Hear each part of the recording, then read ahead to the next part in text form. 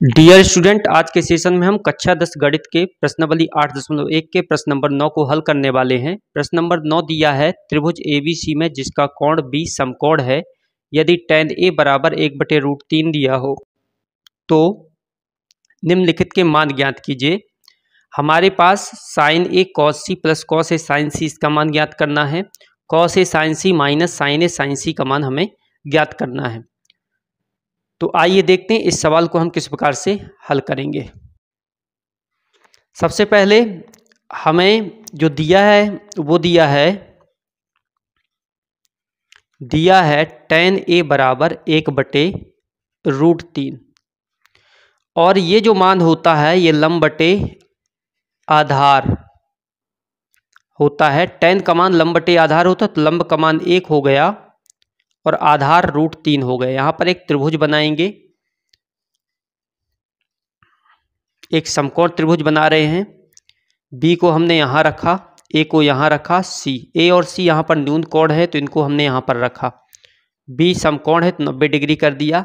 अब हमारे पास जो लंब 1 है आधार √3 है, हमें इसका कर्ण ज्ञात करना है। कर्ण ज्ञात करने के लिए पाइथागोरस प्रमेय का प्रयोग करेंगे। पाइथागोरस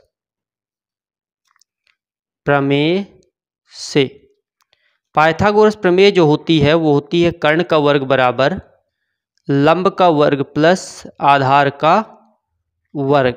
और इसमें हमें कर्ण ज्ञात करना है तो कर्ण का वर्ग बराबर आएगा, लंब है हमारे पास 1 तो 1 का वर्ग और आधार है √3 तो √3 का वर्ग। जब हल करेंगे तो 1 का वर्ग 1, रूट से स्क्वायर कट जाएगा यानी 3 बचा यहाँ तो आया हमारा 4। कर्ण का वर्ग बराबर हो गया 4।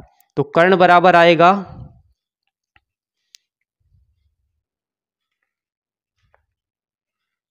कर्ण बराबर हो जाएगा, यहाँ से स्क्वायर हटा तो √4 और √4 2 का होता है 2 सेंटीमीटर। √4 का आंसर 2 आएगा। तो 2 आ गया कर्ण का मान। अब हमारे पास लंब कर्ण आधार तीनों दिए हुए हैं। सबसे पहले हम वो निकाल लेते हैं जिसकी हमें ज़रूरत है। तो हमें जो प्रश्न हमारे पास दिया उसमें sin A cos C cos A sin C यानी कि sin A sin C cos A cos C इनका मान हमें ज़रूरत है। तो सबसे पहले हम इसी मान को निकालते हैं।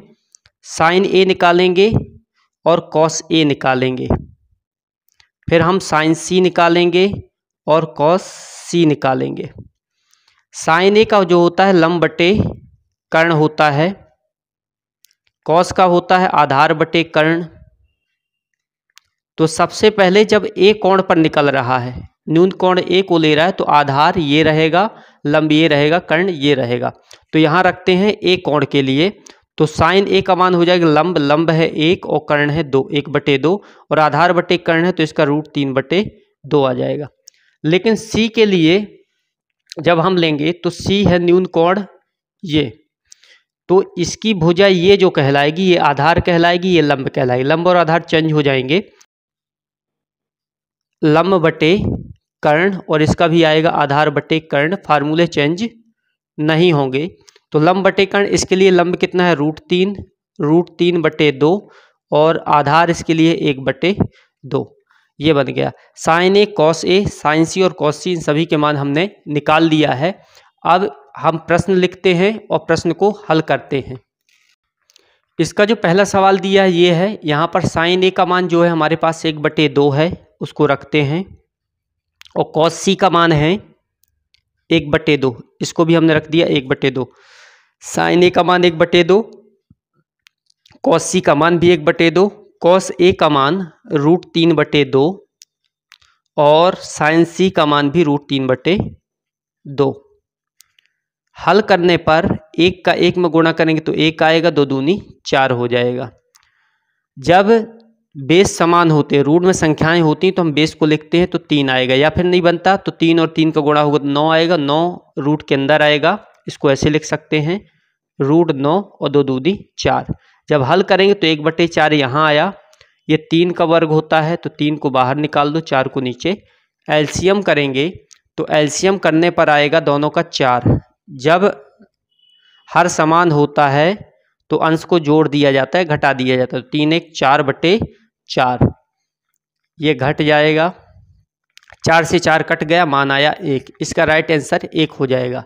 इसी प्रकार से इस सवाल को हल करते हैं। कॉस ए का मान जो दिया है वो है √3/2 और कॉस सी का मान जो दिया है 1/2। इसी प्रकार से साइन ए का मान जो दिया है 1/2 और साइन सी का मान दिया है √3/2। जब इसका गुणा करेंगे √3 का 1 के साथ गुणा हो तो √3 आएगा, 2 दूनी 4। इसी प्रकार से 1 का √3 के साथ गुणा तो √3, 2 दूनी 4। ये धन में है, ये ऋण में है, दोनों घट गए, आया 0। एक का मान 1 आया और दूसरे का मान 0 आया। तो इस प्रकार से इस सवाल को हल करेंगे। आई होप आज का सेशन आपको समझ में आया होगा। यदि आप अभी तक हमारे इस चैनल पर नए हैं और आपने हमारे इस चैनल को सब्सक्राइब नहीं किया तो हमारे चैनल को सब्सक्राइब कर लें, वीडियो को लाइक करें। मिलते हैं नेक्स्ट सेशन में, तब तक के लिए जय हिंद, जय भारत।